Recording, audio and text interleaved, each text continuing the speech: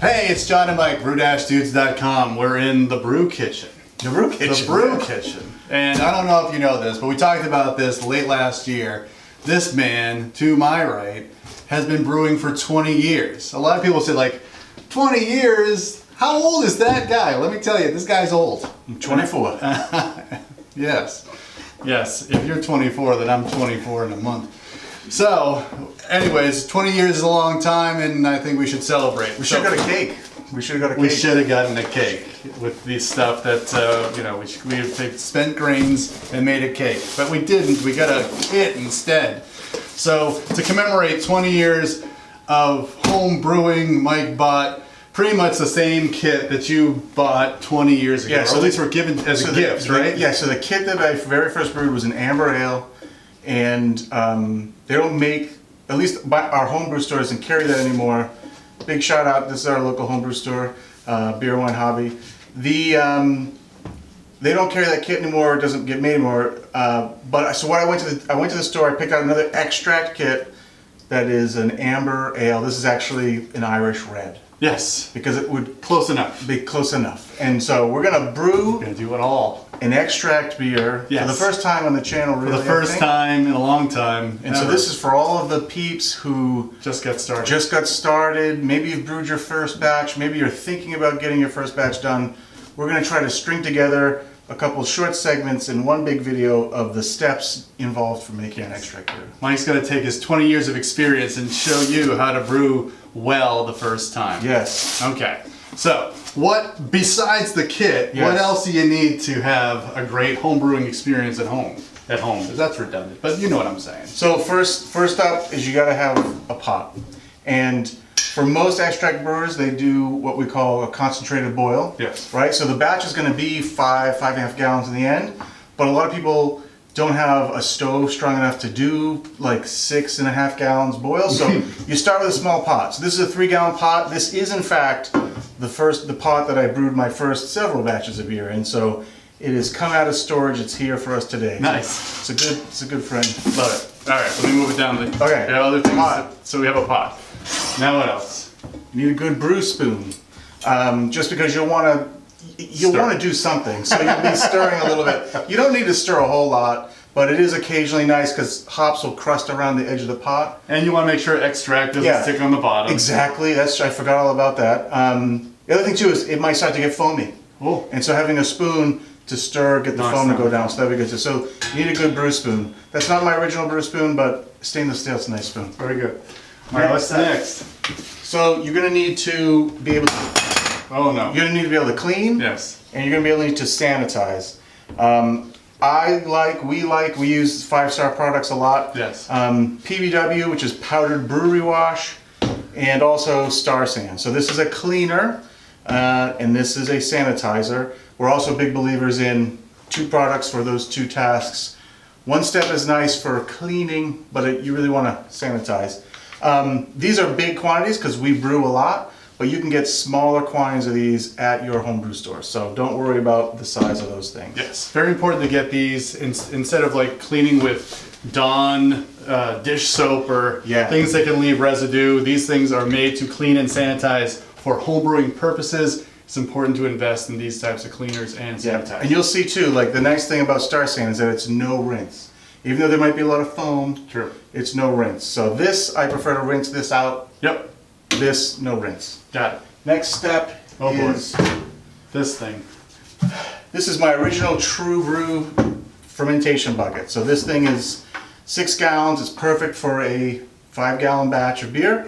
This is my original bucket. You want to have any food grade white plastic bucket that you get with a starter kit or whatever. You don't even need to buy a starter kit. You probably already have a pot. You can buy this stuff. You get one of these. It needs to have a lid, and you need to have an airlock that fell down and broke while we were talking. An airlock. This is a standard 3-piece airlock. There's a little thingy inside here. This is an airlock, or there's this S-shaped airlock. So you need an airlock. There'd be a lid with a little hole, and it goes in there. So that's what you need. That's the basics, I think, for brewing your first extract batch. Or I should say, getting it in the fermenter and fermenting. Right on. Right? Yes. That's what you need to ferment your first batch of beer. True that. All right. Do you want to do an unboxing? Yeah, so we'll take the camera, we'll unbox and look Nice. at what's inside the kit. All right. Let's do that. Great. Okay, so we're going to do Celtic Red unboxing from our local shop, Beer and Wine Hobby. Let's see what's inside this pretty simple, straightforward extract kit. Bum, bum, bum.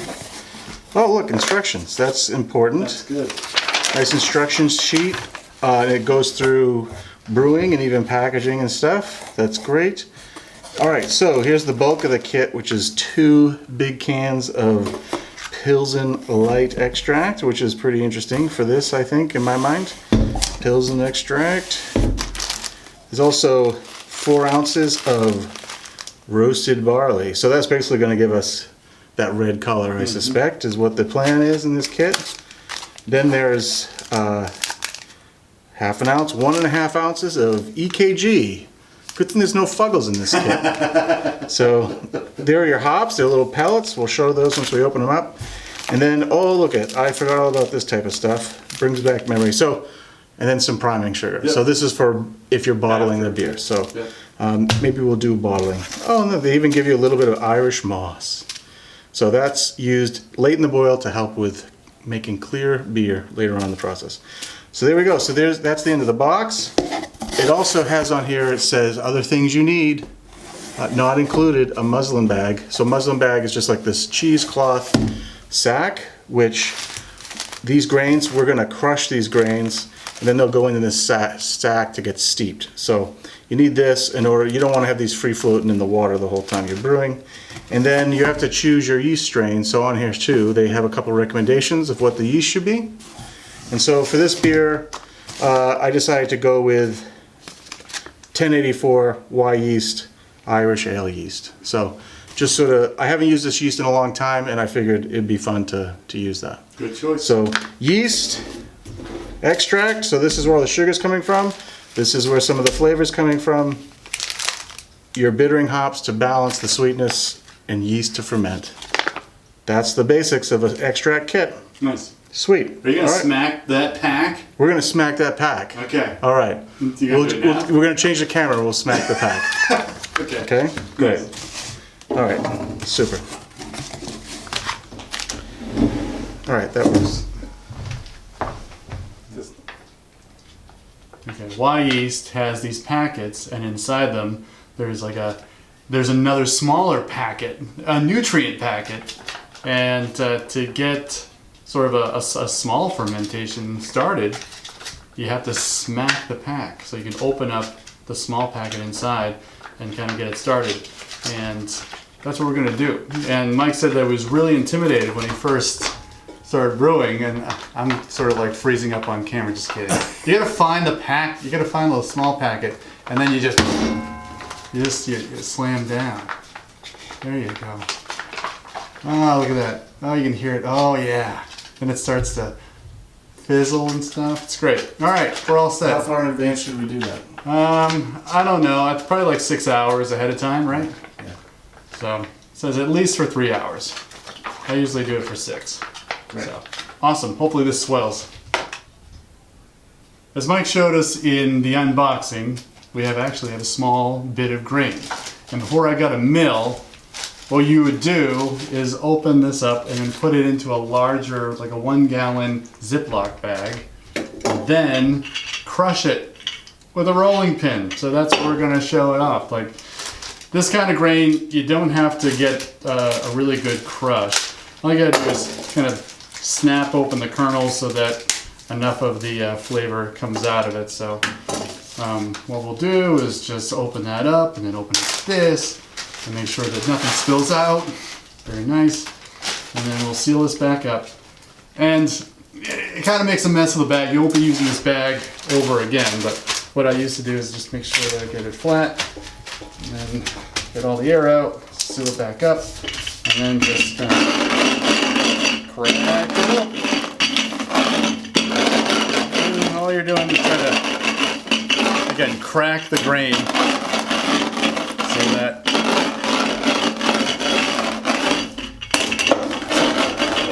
up. I wonder if you can just steep as is the whole thing. But since you might be brewing with caramel malts and things, it's nice to give them a nice crush underneath all of it. Now do it for a little bit more and make sure that everything's crushed, but you can see now you get some more fine particles in that, and from there we're going to transfer it over into the small muslin bag, and that will be added to the boil in the pot as we brew on. Okay, we've got our crushed roasted barley in our muslin sack, and most extract kits want you to bring the water up to a certain temperature and steep for so many minutes, but I've just found it's easier. You get the same results while the water's heating just to start steeping. It saves you a little bit of time in the brew day. So all we need to do is just hang this guy inside the water. Eventually he'll soak up and hang in there. But you want to keep this sack off the bottom of the kettle because it will burn to the bottom of the kettle. So what I like to do is just hang it over the side for now and hold it with like a binder clip or just a big paper clip like that. That way it doesn't burn on the bottom of the pot. And so we'll just let that steep for 20 or 30 minutes, and the water is going to change color because we're extracting color and flavor from the roasted barley. Cool. Yep. Okay, so we've got 2 cans of liquid malt extract. You'll see it listed as LME on most ingredients. Both of these cans are Pilsen Light extract from Brew. What we've also noticed over time, the best thing to do is while your grain is steeping in the pot or while you're trying to heat up your water for the boil, I like to soak these things in some hot water. So I just use as hot as I can get tap water and let these guys sit in there to warm up. The reason being, when we pour this out, you'll see it, this stuff is a syrup that's thicker than like maple syrup. It's super thick, and to get it out of the jar more easily, if it's warm, it flows much quicker. So this is just another tip that John and I just sort of have over the years. A lot of people do this. Just soak it nice and warm while you're waiting for your grains to steep, and it'll come out of the jars that much easier. So we're going to let that sit while we steep our grain. Okay, so I've been letting this heat up with the grain bag in there, and you can see that we've extracted a lot of color now. It's no longer just clear water. It's nice, and it's got this nice ruby brown color to it. So that's good. We're almost at 180 degrees, and I don't want to leave the grains in there much beyond that. So I'm just going to undo my paper clip. I'm just going to take this out and let it drip. And we're about at 180 degrees, so in a short while I'll just start adding the extract, and we'll be getting ready to start our boil. So there we go. Cool. All right, ready? I'm ready. Okay. Well, we opened up our malt extract, and we're going to add it to the pot. We're almost getting to a boil here, and of course, when you add this, it's going to go right to the bottom. So we're shutting off the heat so that we don't really have a problem with scorching the bottom, and that's no good. But this big spoon will be helpful in stirring the extract into the wort. So that's gonna have a nice ribbon come down from it for a long time. And we'll just stop there. And we'll give this a stir the other way. So after we've dumped out as much as we can from there, there's always going to be a little bit left. And so we can take a little bit of this, pour it in here, and sort of dissolve some in there, like that. Shake it a bit, and then pour that back in like that. And we'll do that a couple of times so we can get all of that extract into the pot. That's good. You know what to say. Yep.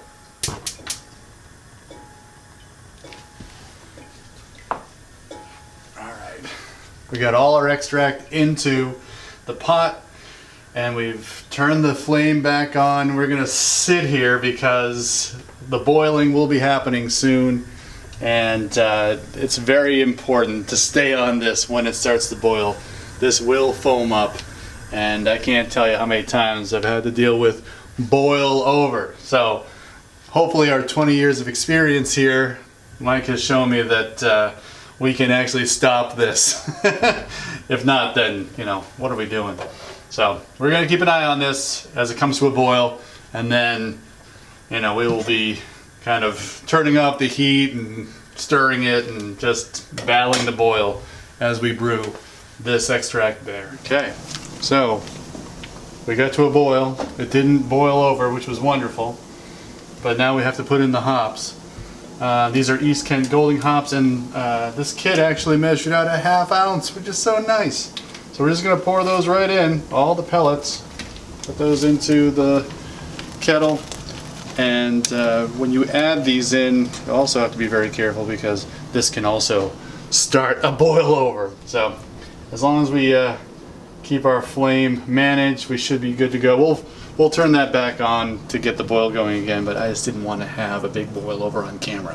Thanks. That'd be so embarrassing. It would be embarrassing for everyone. So, all right.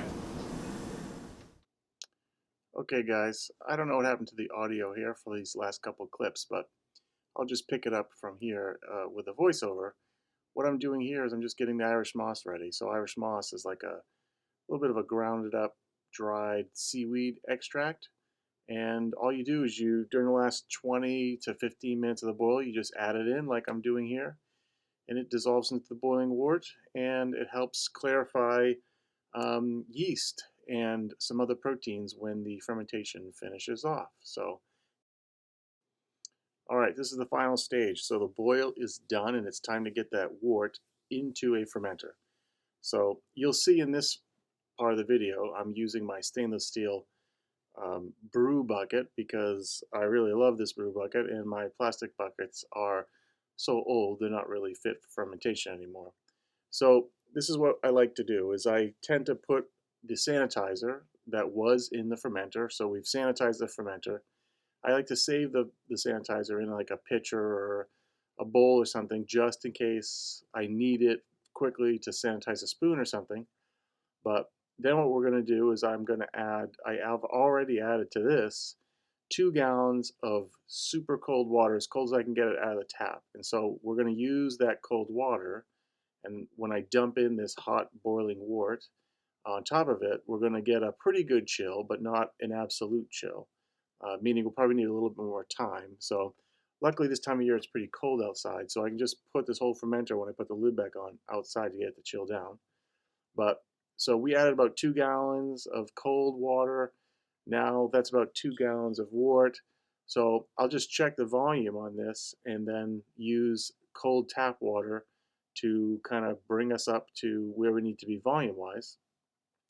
Then it's as simple as putting the lid on and waiting till it's down to about, between 65 and 70 degrees is a good place to pitch your yeast, good temperature for yeast pitching.